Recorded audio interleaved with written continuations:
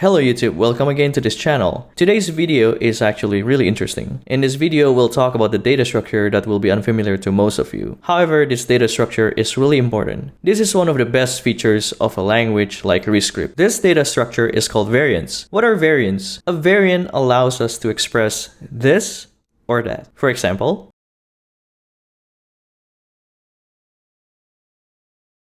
let's ignore the compiled JavaScript output for now because it doesn't make that much sense. You can also add more data inside a variant.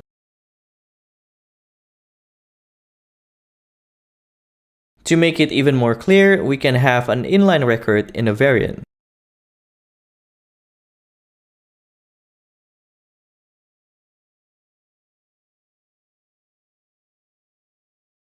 So how can we use this data structure? We all know the billion-dollar mistake. It is said that null is a mistake in a programming language design. With null or undefined in JavaScript, we often encounter runtime errors such as cannot read property A of undefined. Now, let's see how variants solve this problem. Let's create a variant that shows whether a data exists or not. We have seen the syntax for creating a generic in the previous video.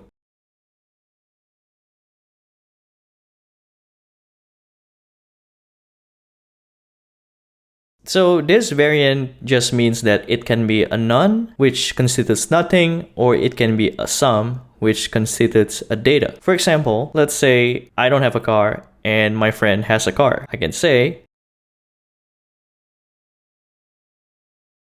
how does this help us? We'll talk about this in the next video. Let me know what are your thoughts. If you like this type of content, don't forget to like and subscribe.